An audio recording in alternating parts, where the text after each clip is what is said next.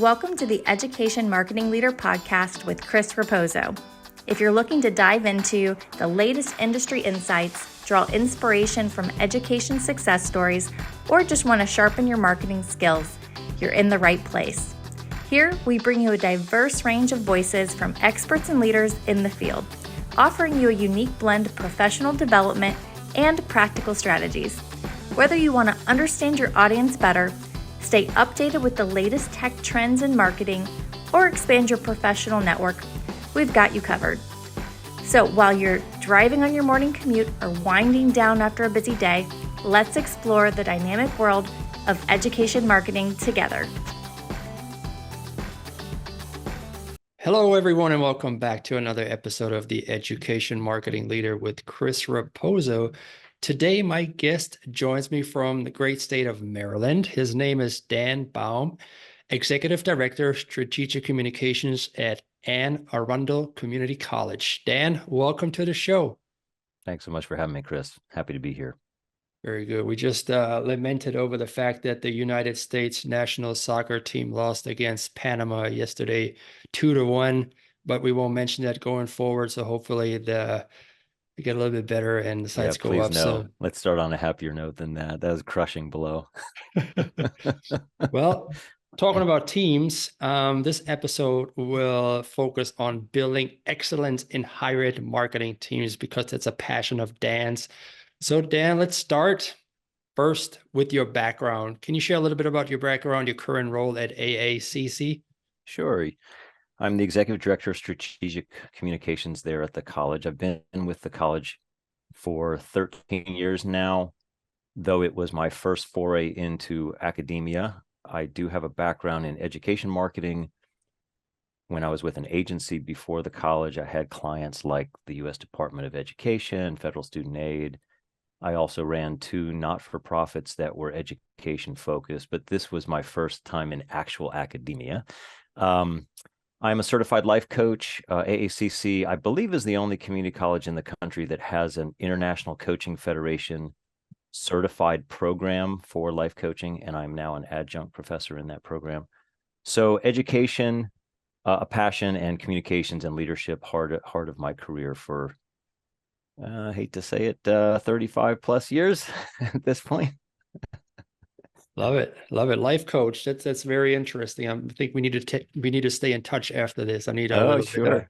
bit. But you're also a podcast host. Let's plug that real quick. Sure. We started a podcast a number of years ago called Redefine U, which is based on our primary messaging of redefine yourself. And I am the host of that. So we have had a number of episodes over the years, but I have to say it has decreased in volume of late. We've been so busy, but that's another passion project for me too. Very good. Well, you sure have the radio voice. I really enjoy talking to you today, and I know our listeners will love having you in their ears, sir. So, in the pre-interview, like I mentioned earlier in our introduction, that we emphasized and you enjoy the importance of building a strong and healthy team on your higher ed campus. So let's talk about that a little bit. In your experience, what are some of the key characteristics of a healthy and high-performing marketing team?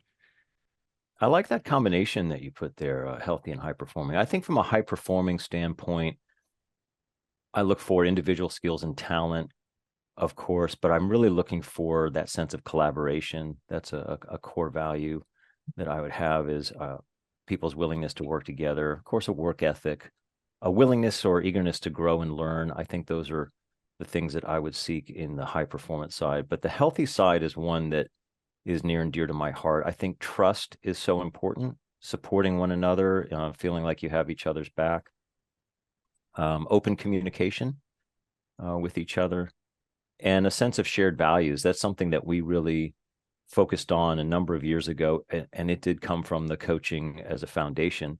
But that we could all agree, these are things that we all feel are values that we have. And I mentioned one, which is collaboration. Another one for us is fun. We spend a lot of time at work or doing work, and so we should enjoy it. And it is a fun profession. So let's lean into that part. Makes a lot of sense. I recently saw a LinkedIn post that appreciation is another key aspect of it, because if you appreciate your employees and they feel appreciated, they go above and beyond their job description to put out the best work possible for the team. I totally agree with that, Chris. And I think for me, it's gratitude. I'm grateful for this team. This is one of the most talented and just best teams I've ever worked with, and I'm always grateful for them. And I hope that shows. And I think I see it with them, with each other, how much they appreciate one another. So I would agree with that, definitely. Absolutely, absolutely. Now, when it comes to the job market is tight, there's a war on talent. Like everybody's pulling on the people who can get the best talent. When it comes to you and your team and bringing somebody in from the outside, what do you suggest? Is it a one-man show? Are you just the one screening them, or do you bring the team in to make sure there is a cultural fit? Oh, no, we definitely have a team approach, and a cultural fit is paramount for me. So if anything, I'm probably the last person really that's meeting with them. We agree as to what we're looking for, certainly, but then we put together, we're in a college, we love committees, so we put together a committee, of course, and then the committee will make the recommendation. That's typically when I'll get involved, is to meet with the person, and that is largely what I'm confirming. I think they're putting forth the candidates that they think are a good cultural fit, and I'm really just sort of confirming that when I meet with them, just kind of get a feel for how well they're going to fit into the team. We did mention sports at the beginning. I am a sports fan, and so team chemistry is something that is important to me. I see it in sports. You can have individual talent and not really pull together as a team, and I think you need both. Absolutely. And you can see that in the English national team right now. When you watch the European championships, they have Harry Kane, Bellingham, Foden, all these superstars, and they contribute largely in their teams on the domestic level. But when it comes to the international team, it just can't get in sync. And that's also something to look at, Yeah, I'm glad you mentioned England and not the U.S., because the U.S. has the same problem, but not quite at that level, but still pretty high. Yeah. Yes, absolutely. And I like that you are basically the last one who puts the stamp of approval on. That shows your trust for the team, that you trust them, that they know what they're doing. And then I think they appreciate that as well. Now, you told me in the pre-interview that you recently had a farewell from one of your coworkers who left the department to be closer to family. And it was an emotional moment. I heard usually it's like, walk out the door, exit interview, never see you again. But there was an emotional component, a big farewell party. How do such moments reflect the strength in the community within a team? What a great question. It really did reflect that. We wanted to celebrate her because we were happy for her. It was a bittersweet moment. She'd been with us for a number of years, and she was moving back to her home state of Michigan. So that's that happy, sad. We're very happy for her, sad for us, and there were literally tears at the farewell. Always have food. We're celebrating. That's something we enjoy doing. But it's bittersweet. I think it reflects how much of a bond that we have. We know we'll bounce back and we'll welcome someone else into the fold, but we also have confidence we're sending her off with her strengths to go on to other successes. She'll find success elsewhere. We know that, but it's bittersweet. And so I think when I see that, I think, wow, we really have formed a strong bond here, that there's genuine emotion when someone leaves in an instance like that. And that is very hard to find. I mean, you don't hear that a lot. And especially, I've been through a number of jobs.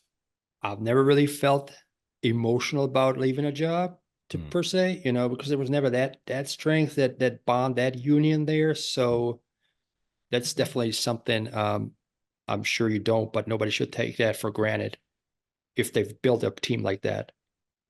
Yeah, I would agree with you. I certainly don't take that for granted. This is why I say I think this is one of the best teams I've ever worked with. Yeah. Yeah. Let's talk about your leadership approach. I mean, you mentioned you've been at this for a while, and I know that we all evolve in one way or another, hopefully for the better.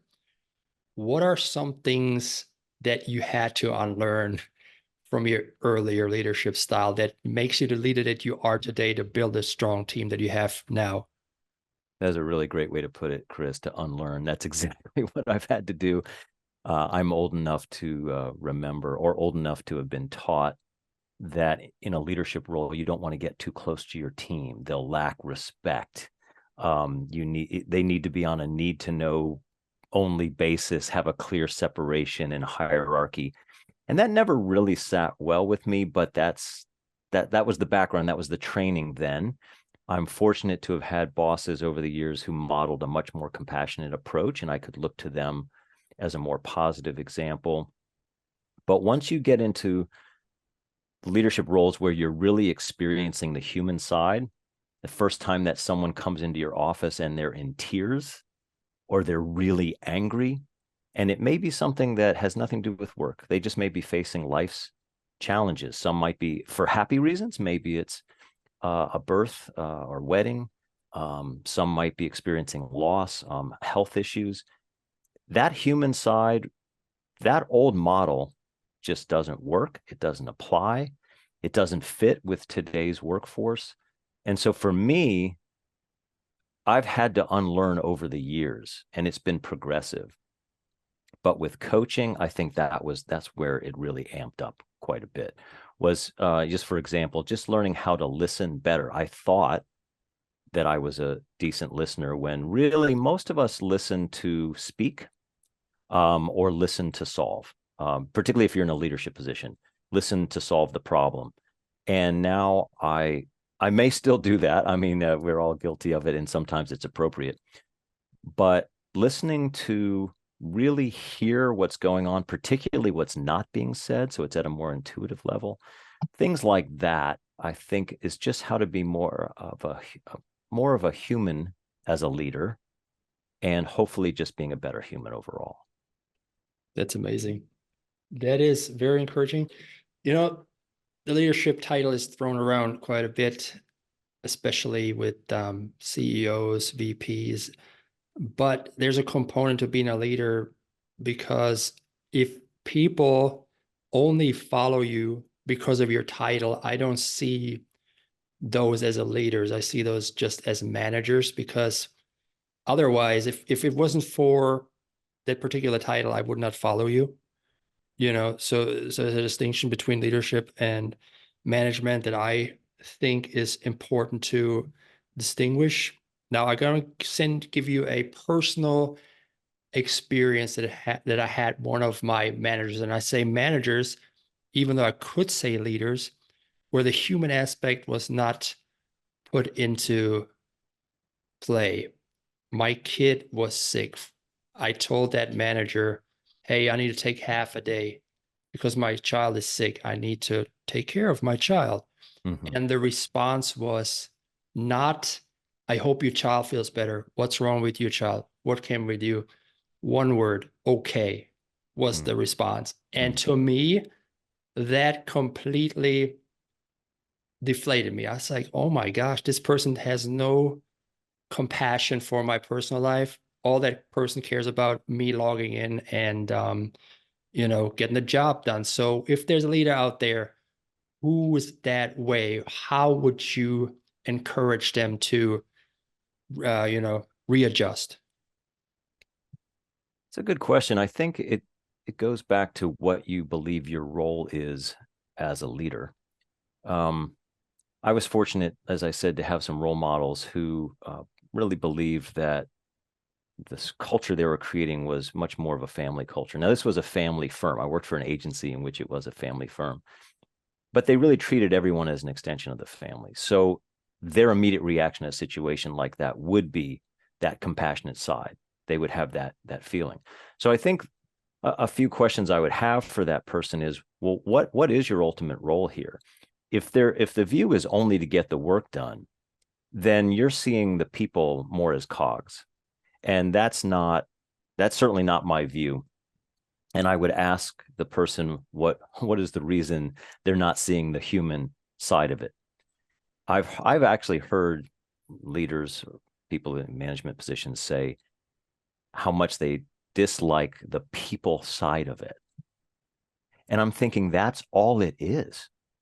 If it weren't for, if the team could get everything done without a leader, they would.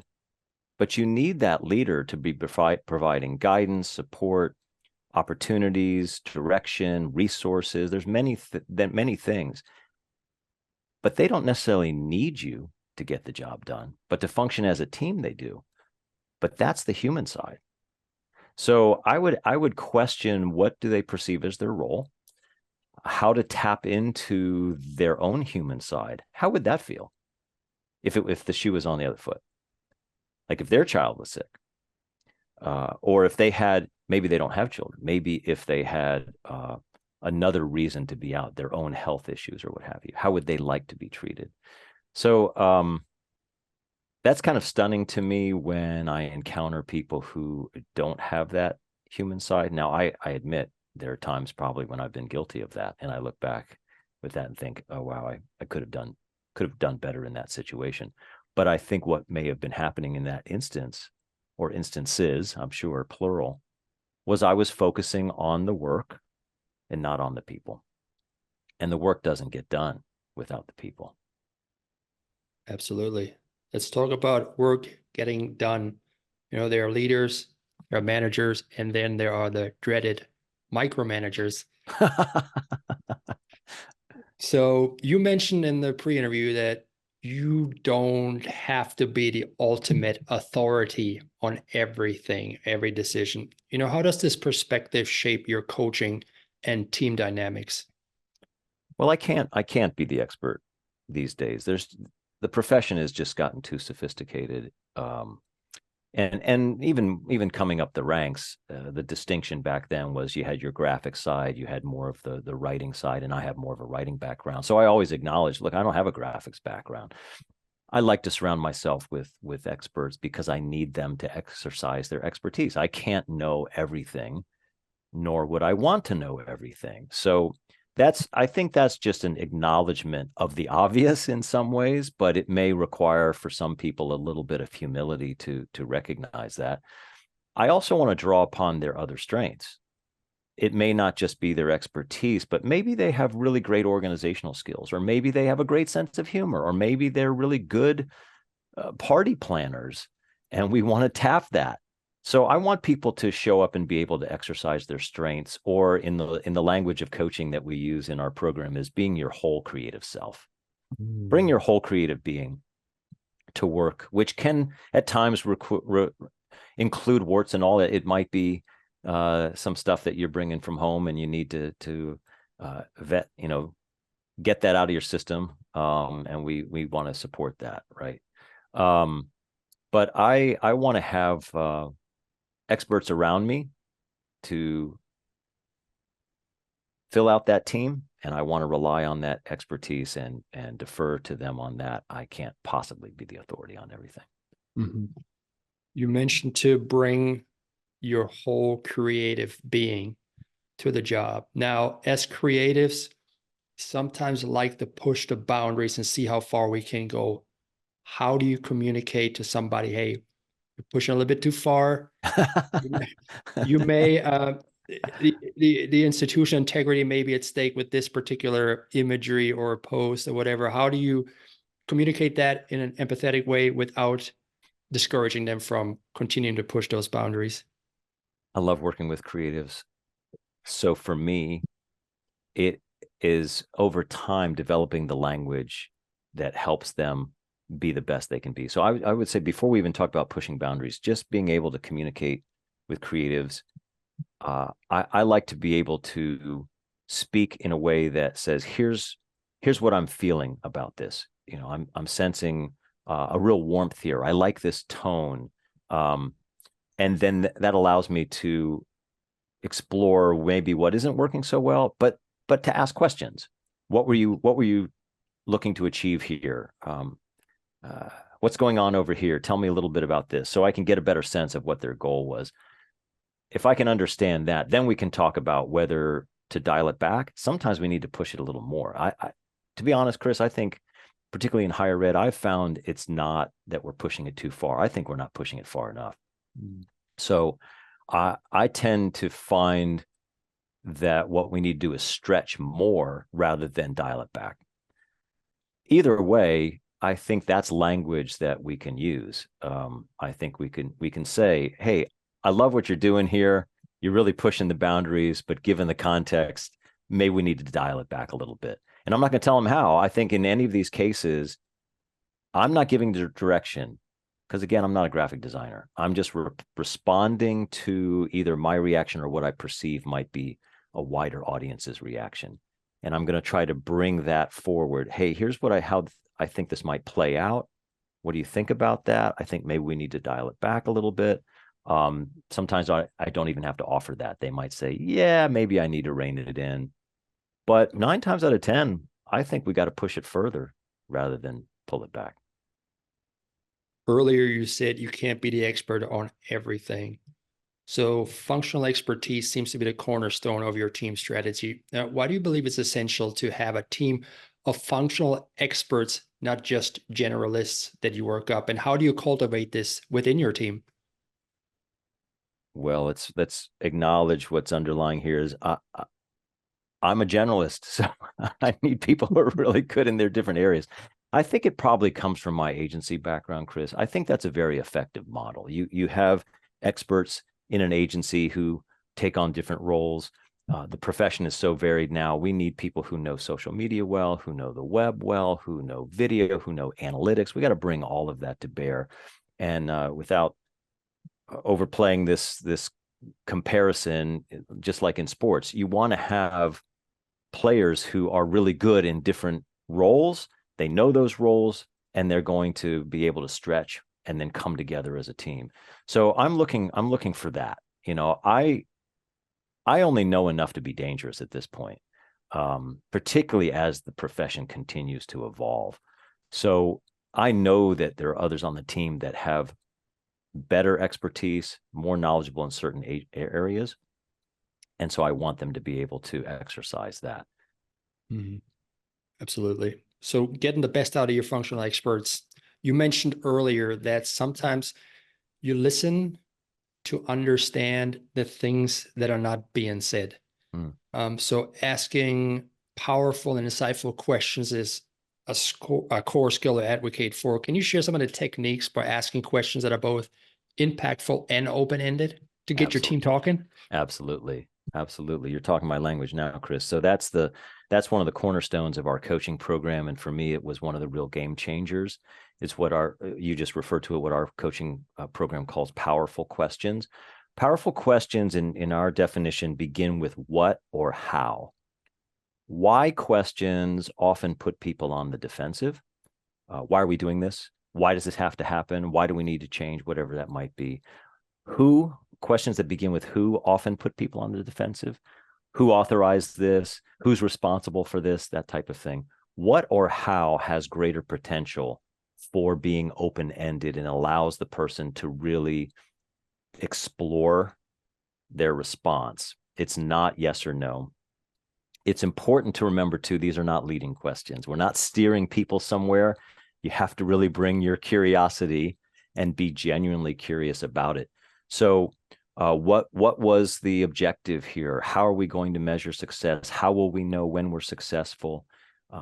That type of thing. And they can be a lot more open-ended than that as well. Mm-hmm. The ultimate challenge, I think, in this situation is not just the curiosity piece, but a level of non-attachment. We're not trying to steer people. So you just want to know the answer to the question. And it allows a deeper connection. I think this goes well beyond work. I think this is true of all relationships, especially as a parent. I'm a parent. My kids are grown now, but I think it's important to allow the other person, whether it's a child, your spouse, your coworkers, whoever it might be, to really talk through what their thinking was behind something, and allows for a dialogue. It doesn't close, it doesn't shut down, it opens up. Mm-hmm. Absolutely. I love the 2 power question example that you gave. Start with what and start with how. Now, if we're asking ourselves what's happening in marketing, things are constantly evolving. And now my question to you is, how do you encourage continuous learning and curiosity within your team? I kind of can't help it. I'm just a learner myself. I've always been like that. I'm kind of an information junkie, always absorbing information. So I have a tendency to model that behavior, not so much intentionally as much as I just do. In fact, I recently took the Clifton Strengths Finder and found that is my number one strength is learner. So I'm always sharing like the latest resources, something I picked up here or there, and asking how can we apply it. Maybe to the point that the team says, okay, enough. You've given us enough references, but like, hey, I listened to this podcast. I'm reading this book. Who wants to be part of this book club? I just can't help myself. But beyond that is to support the growth of others. We have a very strong internal professional development program at the college. We encourage people to advance their learning through degrees, certificates. We're going to recognize and reward them. I think for me personally, it really stems from my curiosity, my learner strength. But we are in a learning institution after all. We're surrounded by a wealth of knowledge. Why wouldn't we want to tap it? And that was not a powerful question. That was rhetorical. Absolutely. So here's the thing. I always want to learn things as well, but I'm so busy. Do you set away a block of time, like maybe the first 2 hours in the morning to read articles, educate yourself to get the day started? Or what is your approach to learning new things? It's pretty ongoing, pretty fluid. So I'm going to start my day with some kind of activity. I might go for a walk. I might do some yoga, what have you. And I'm likely listening to a podcast, an audiobook, or something like that. On my way into work, I'm doing the same thing in the car.